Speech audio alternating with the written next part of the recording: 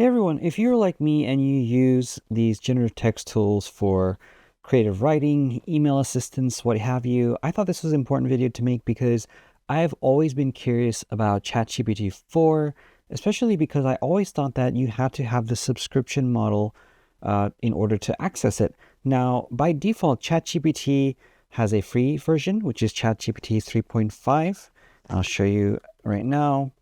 If you go to OpenAI, you'll see it here. This is the 3.5 model, but you can then upgrade for the 4.0 model, which is the gold standard. Now, I was skeptical because I wasn't sure if it was worth paying for, considering that Google Bard is free and so is Claude by Anthropic, and they are both really good. And truthfully, after the Gemini update from Bard, I was really fascinated by how good it was with creative writing, and I wanted to compare it with ChatGPT 4.0. Now, I recently found out that if you go to bing.com, which is Microsoft's browser or website, and you have the access to the chat function, and even without logging in, even though I have logged in, you can use ChatGPT 4.0 through Bing, which is really interesting. So then I decided to actually compare all of them in a real world example. Now, before I even get into it, I'm going to just tell you the pros and cons so you can get on with your day if you want. And if you want to stick around, you're more than welcome. I'm going to go through a couple of examples of emails and pitches. One is going to be a creative short story. One is going to be a pitch that I write to a fashion brand as a fashion photographer. So one thing that I noticed is that with Bing Chat, which is free ChatGPT4, you don't have to pay any subscription, but you're limited to 5 responses. So for example, if I start typing, I'm not going to do that right now, but when it generates a response, I can have a 5 response conversation with whatever topic I'm going for. Then if I want more, I simply just hit refresh or I click on one of these. And then what happens is I get 5 more queries. And you can have, I think up to 15 conversations a day. So it's 15 by 5. And that's from my understanding. I haven't tested that fully, but basically that to say there's a limit for the Bing version. You can also get the iOS and Android app as well. So you can get GPT on your phone. And it's a very similar thing. It's not free forever. You do have a limited number per day, and that probably will change by the minute based on how fast things are going. The second thing I noticed is that with Bing, it's slower in response compared to Bard and also Claude, which is not a bad thing considering, it's supposed to really be more factual, which leads me to my next point. It is more factual for sure because you can click on the more precise option if you're looking for information that is more accurate. And I think, and you'll see other YouTube videos going over this, but it is definitely more precise. Bard, on the other hand, does hallucinate. So sometimes, not always, but if you're looking for facts, it might not always give you the right response. So that's important to note. Another interesting thing is with Bard, unlike ChatGPT 4.0 in Bing, Bard will give you multiple drafts. And Bard is from Google, and I'm going to show you the multiple drafts option as well for each of the responses that it gives you. It's unlimited. I don't have a limit. I can keep on going as long as I want, and it is what I use pretty much every day. It has a lot more evocative wording compared to all the other two, which I think is really beautiful. And some of the words are so poetic that even though the entire structure of the response might not be totally usable, it is something that I think is the best base for me in my writing style. And it's allowing me to see how it functions. And I think it's clever in the associations that it has between a lot of the locations that I ask it to talk about and the subject matter that I ask it to talk about as well, which you will see in the example going forward. So I think that's really interesting. Claude, on the other hand, I think is the best balance between the two. The writing style is not over the top, but it is very usable and doesn't sound robotic. It's as close to, for me, human language as possible. So I like the mix of both, and this is why I like multiple tools to see what responses each of them give me and then pair the best of all of them together. So it gives me a good idea, and this is a good video illustrating that concept. Now, the other issue I've seen with Claude which is from Anthropic, which we're going to get into in a second. But Claude basically has a lot more censorship. So it allows sometimes limited output depending on what you're asking it to write about. And I haven't had that issue personally, but I do know people have. So let's get into it now and show you some of the examples. Now, the first one I'm going to start with is Bard. And under Bard, the other benefit is you can see your most recent conversations. So what I did was I first decided to see what it would do with short story writing. I had this prompt here, which was a retreat that me and my friend Felix Kunz are doing in Cape Town with a bunch of photographers. And I wanted to ask it to truly figure out what a good short story would be. You can see here it says it will be a series of days with a small handful of like-minded creatives. The emphasis of the retreat is education, relaxation, inspiring creative and business conversations, which is what we like to do. And so we keep the experience very open-ended and structured in a way where it doesn't feel like we don't know what's going on. It's a beautiful, curated adventure, and through it we have these open-ended conversations, learning experiences, and time to really allow us to focus on the topics that you are less inclined to speak about in workshops because you don't have the time to open up with your creative friends. And when you get comfortable with someone, then you start really diving deep into some of these topics that you normally don't get to do in person as much. So I didn't really tell it more than that, just a brief example. So what it said obviously isn't exactly our itinerary, but it's a good example of what it can do trying to imagine the story. So you can see here it says, the golden light of dawn gilded the peaks of Table Mountain, which is a mountain there in Cape Town, and as a hum of anticipation buzzed through the quaint villa in Camps Bay, which is a location there as well. So it did a good job there understanding what the scenes are, setting a good scene for the event. Felix, tall and ever energetic, bounced coffee mugs at the breakfast table, while Pratik, his calm counterpart, meticulously arranged a spread of fresh mangoes and flaky croissants. Their guests, a curated quartet of photographers, exuded a nervous excitement, clutching cameras tighter than passports. Oh, I love that. And this was the start of their week-long Cape Town photography retreat. The air crackled with the promise of adventure and artistic evolution. Days dissolved the kaleidoscope of vibrant experiences. Sunrises were chased at Signal Hill, capturing the city's awakening in pink-streamed yawn. Workshops at Kirstenbosch Botanical Garden, held amongst fragrant cicades and jewel-tone proteas, ignited passionate critiques and playful experimentation. What I found interesting about this, I'm not going to read the entire thing for you, but for some reason, it did a really good job setting the scene of understanding what types of flowers there were at Kirstenbosch, which is actually where we're going to be shooting at the Botanical Garden. And we do know that proteas are bountiful there and they're beautiful, and we remember that as a part of that environment, which is very fascinating. It also talked about wines from Stellenbosch, which is a beautiful region there, which we did, lovely.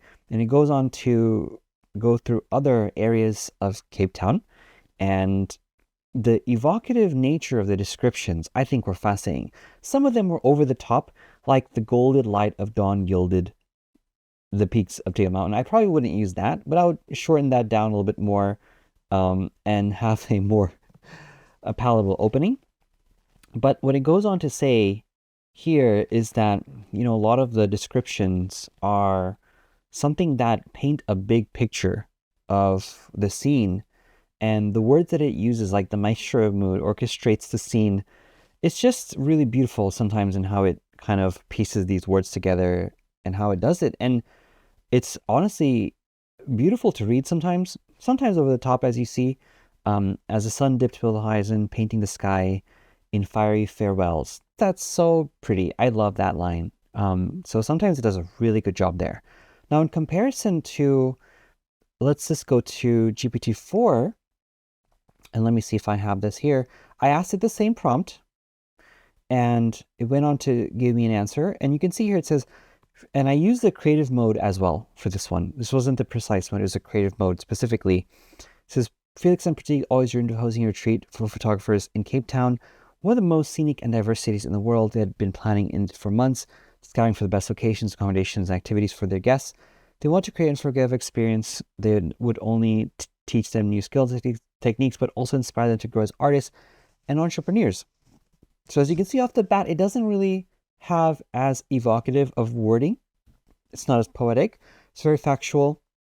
It is seemingly humanish written. It doesn't feel very robotic, which is nice. And it does, I think, lead to me wondering what it is that you prefer. When you're reading both of these, do you feel more inclined to read one over the other? Do you feel one is more over the top? Do you feel this one's understated? Or do you think this is more balanced? Because ultimately, these LLMs are very different from each other, clearly, in how they write. And the thing to note is that you shouldn't necessarily only take these at face value, but by taking the text from all of this, you can use it as a base to then modify and edit down, which I think everyone should do anyway.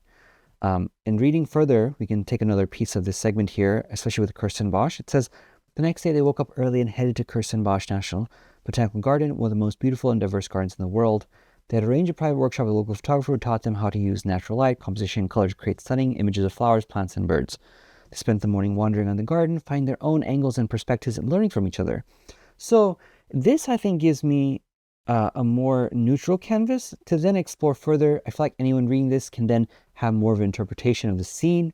It doesn't necessarily need to be overly evocative every single time. So I think a mix of both of the two is where I would necessarily want to go to. So I might take some descriptions from Bard and incorporate this on the base of GPT. So that leads me to Claude. So Claude, I think I asked it the same question. And just reading a tiny excerpt of that, Felix and Pratik were thrilled to welcome a small group of creative entrepreneurs to Cape Town for their inaugural photography retreat. As successful wedding and lifestyle photographers, which were not lifestyle, perhaps, but not wedding, they designed the retreat to provide inspiration and education to other like-minded artists.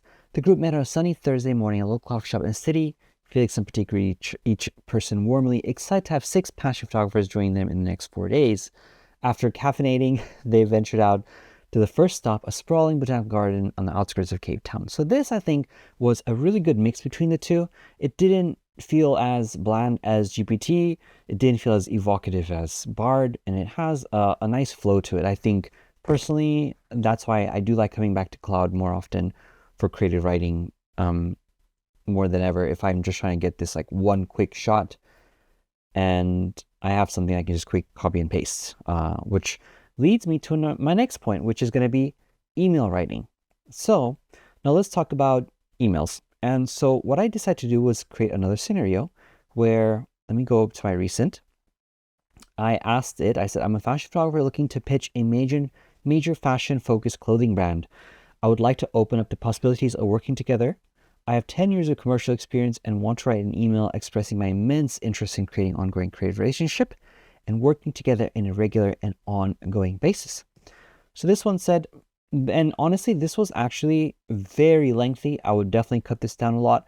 And what I do notice about Bard is it gives me a lot of suggestions. It gives me a lot of possibilities of ways that it could go in the email, which is nice because then I can delete things I don't really want to talk about. It says, my name is blank, and I'm a fashion photographer with a decade of experience in crafting captivating imagery that elevates brands and connects with audiences. Very powerful opening statement. I'm ready to express my immense interest in partnering with said brand name to cultivate ongoing creative relationship. From mention specific collections or campaigns, which is a great tip, Bard. I've been consistently impressed with blank's commitment to blank. Your unique approach to blank aligns perfectly with my own passion for using photography. So it encourages you to create a template to then flesh it out and really make it unique, which is good. It's not a basic copy and paste. This is for the past 10 years, and it goes on to talk about their accomplishments or my accomplishments, and then tells them I have a portfolio linked in the email. However, beyond technical proficiency, my true strength lies in building long-term creative partnerships. I relish the opportunity to dive deep into a brand's identity and collaborate with its internal teams to co-create visual narratives that resonates with consumers on a deeper level. Very nice. To spark some initial ideas, I've attached a one-page personal outline, personal proposal outlining potential creative concepts tailored to a specific upcoming season. So it's very proactive. It tells the company what we would like to do going forward. It takes action and commands. And it ends with a statement of discussing further. So that's pretty nice. And then following it tells you what you should attach so you don't forget, and also tips in order for you to make it really personalized, things to really keep in mind of. So it educates you on how to create a pitch, which is good at the same time. And I personally have learned a lot. And when I write emails, I'll just run it through this, try to see what options it gives me. And Bard is good for that. It really does creative brainstorming nicely in that way. Now let's compare that to Bing. And here's the other thing with Bing is that if you, let's say, go away from this, if I decide to refresh or pick another mode, it's going to delete this. So be very careful. So here we go. It says, I see that you're interested in pitching for fashion brand for collaboration. That sounds exciting. And it is. Thank you. I can help you write a pitch email that showcases your skills, experience, and passion for fashion photography. Here's a possible template. It gives you a subject line, which is nice. So I hope your email finds you well. I am blank, a professional photographer based in location. I've been following your brand for a long time, and I love your blank. I have 10 years of commercial experience working with clients such as this. I'm writing you today because I would love to explore the possibilities of working together on a regular, ongoing basis. And you can see it says same call to action. I've attached my portfolio. My rates are this. If you're interested in collaborating with me, please let me know. I'd love to hear from you and discuss details of our potential partnership. So one thing I noticed about this one is that it kind of just leaves the ball in their court. It doesn't really show a lot of passion per se. It just shows you very basically, this is who I am. This is what I think we could do together. And here's my portfolio, and that's it. Which is, I think, in a lot of pitching is very accurate. You don't really want to be too over the top and lengthy with your words. So again, same thing. I'd probably go to Bard, see some of the phrases that I liked, and then pair together. I might even take this proposal, put it into Bard as a response, and say, can you please blend the two styles together and give me something more of a balance in between, and see how that goes. So that was that. Let's go to Claude. Same thing. Hope your emails finds you well. I'm fashion photographer, 10 years experience. I'm truly inspired by blank's aesthetic and mission. So it's a passionate statement.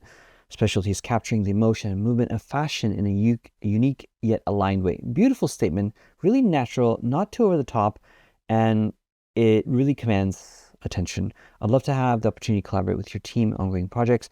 My portfolio includes work of X over the past decade. I've had the pleasure of working with many top brands and creative directors to produce impactful imagery. I'm confident I could bring a fresh perspective to brand name through both my artistic eye and technical skills. In terms of availability, I have an opening in my schedule, and it really puts a call to action there. And when we can start working together, it shows sincerity and, just gets the ball rolling.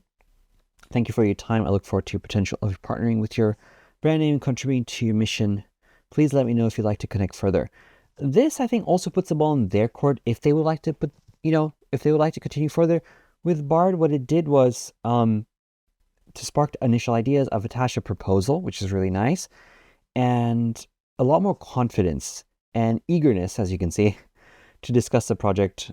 Please feel free to schedule a call out your opinion. I feel this one gives me a little bit more as if you really want to command their attention, but it is a little bit more wordy, so I might tone it down a little bit more, ask it to edit that down, and if you'd like, perhaps blend the two together. So that's what I thought was really interesting. GPT-4 is the premier model that everyone aspires to be. It's supposedly the best, but using Bard now after the Gemini update from a creative writing perspective, and I would encourage everyone to kind of try it themselves, for me has captured a lot more of my attention in terms of imagination and how it words things, and just the way that it kind of pieces together very specific words, descriptions about certain areas, really making it a bit more evocative for me.